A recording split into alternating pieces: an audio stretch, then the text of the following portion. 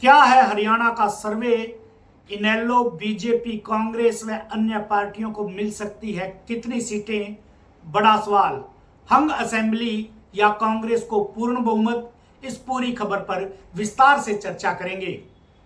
नमस्कार, मैं विनोद विक्टर, आप देख रहे हैं नॉन स्टॉप एलनाबाद। अगर आप मेरे चैनल पर नए हैं तो कृपया चैनल को सब्सक्राइब, लाइक और फॉलो अवश्य कर लें। दोस्तों, हरियाणा में 5 अक्टूबर को मतदान हो चुका है और सभी प्रत्याशियों का भाग्य ईवीएम मशीनों में दर्ज हो चुका है और 8 अक्टूबर को मतगणना के बाद ही असल परिणाम तो सामने आएगा।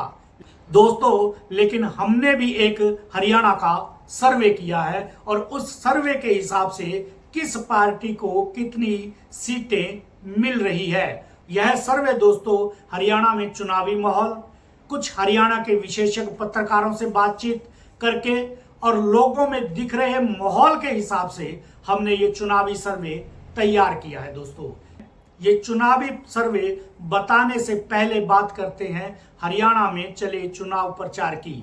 दोस्तों, हरियाणा में इस बार चुनाव से पहले ही कहीं ना कहीं बीजेपी बैकफुट पर नजर आई।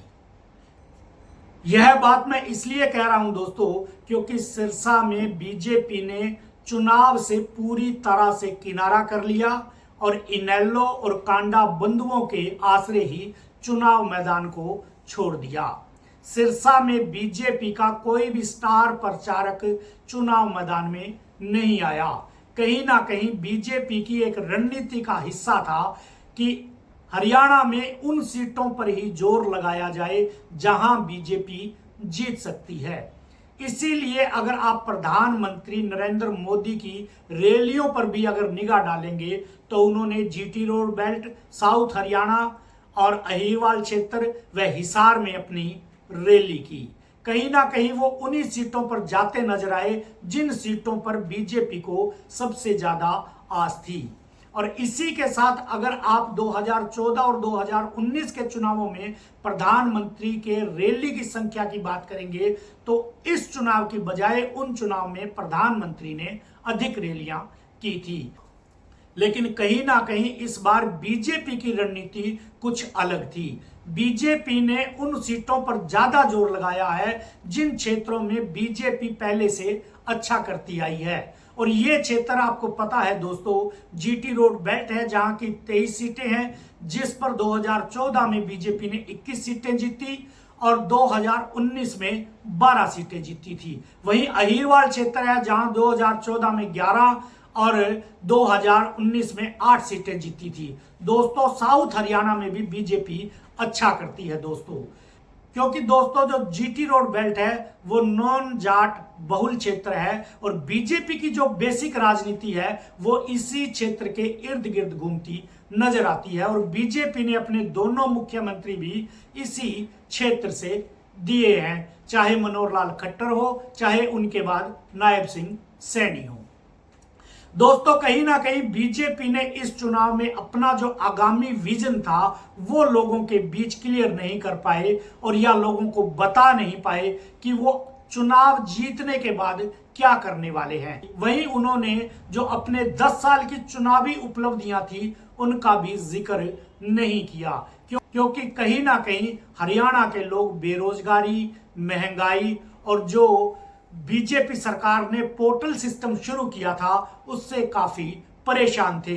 इसलिए बीजेपी ने इन मुद्दों को ना छेड़कर अलग ही मुद्दों की बात की। जहां चुनावों में सब प्रधानमंत्री ने दलाल और दामाद की बात की, वहीं उन्होंने भ्रष्टाचार की बात की, वहीं उन्होंने कुछ राष्ट्रीय मुद्दे भी उठाए। लेकिन दोस्तों, कहीं भी प्रधानमंत्री ने जैसे 2014 में उनके भाषण होते थे कि वो क्या करने वाले हैं, ऐसा उनके भाषणों में भी नहीं दिखा। दोस्तों, हिसार रैली को अगर छोड़ दें तो उनकी जो पहले 3 रैलियां हुई हैं वो भीड़ के लिहाज से और कार्यकर्ताओं में उत्साह के लिहाज से भी काफी कमजोर नजर आई। वहीं दोस्तों, अगर बात करें कांग्रेस की तो कांग्रेस ने एक रणनीति के तहत जिन क्षेत्रों में बीजेपी को सबसे बड़ी आस थी उन क्षेत्रों में बहुत ही रणनीति के साथ प्रचार चलाया। अगर बात करें जीटी रोड बेल्ट की, तो जीटी रोड बेल्ट पर प्रियंका गांधी, राहुल गांधी, भूपेंद्र सिंह हुड्डा और शैलजा को साथ लेकर रथ यात्रा निकाली। वहीं बात करें साउथ हरियाणा की, साउथ हरियाणा में समय प्रियंका गांधी ने अलग से रथ यात्रा निकाली।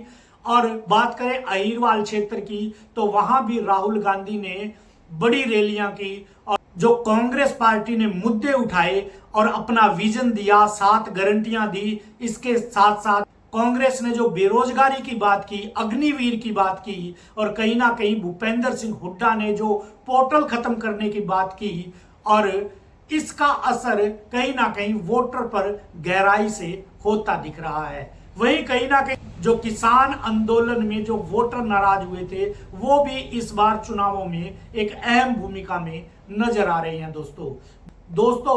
वहीं बीजेपी ने इन चुनावों के दौरान एक और बड़ी गलती की दोस्तों। जब सिरसा की सांसद कुमारी शैलजा के खिलाफ कुछ कांग्रेसियों ने टिप्पणी की, तो बीजेपी ने उसको इतना हाइप कर दिया, इतना तेज अपने चुनाव प्रचार में कर दिया कि मनोहर लाल खट्टर ने तो कुमारी शैलजा को बीजेपी में आने का और मान सम्मान देने का ऑफर तक दे डाला। लेकिन हुआ क्या, शैलजा आखिरकार मान गई और चुनाव प्रचार में एकदम से एंट्री की, जिसका कहीं ना कहीं नुकसान बीजेपी को देखना पड़ा। वहीं दोस्तों, चुनाव के अंत में कांग्रेस पार्टी ने बीजेपी पर एक ऐसा मनोवैज्ञानिक दबाव बनाया, जिसके चलते कहीं ना कहीं जो आखिरी के 2 दिन थे, उन 2 दिनों में बीजेपी प्रचार में थोड़ा बैकफुट नजर आई। यानी लोगों के बीच एक आम चर्चा बन पड़ी थी कि लेने चले थे शैलजा को और अपना अशोक तंवर गवा बैठे। कहीं ना कहीं जो मास्टर स्ट्रोक लास्ट में राहुल गांधी ने दिया अशोक तंवर को अपने साथ मिलाकर, हालांकि अशोक तंवर को लोगों ने ट्रोल किया क्योंकि वो पहले भी काफी पार्टियां बदल चुके थे, लेकिन कहीं ना कहीं अशोक तंवर का एक बीजेपी के जो नेता थे उन पर मनोवैज्ञानिक दबाव जरूर हुआ है। कहीं ना कहीं चुनाव के एन आखिर में यह बीजेपी के लिए एक झटका था दोस्तों। कहीं ना कहीं कांग्रेस पार्टी इस बार चुनाव में GT road belt, south Haryana और अहिरवाल क्षेत्र में भी कुछ बेहतर करती नजर आ रही है। अहिरवाल क्षेत्र में जहां राव इंद्रजीत को बीजेपी ने फ्री हैंड दिया और वहां पर कहीं ना कहीं राव इंद्रजीत सिंह की खिलाफत है और वहां कांग्रेस पार्टी अच्छा करती नजर आ रही है। वहीं साउथ हरियाणा से भी इस बार कांग्रेस पार्टी की उम्मीदें बढ़ी हुई है।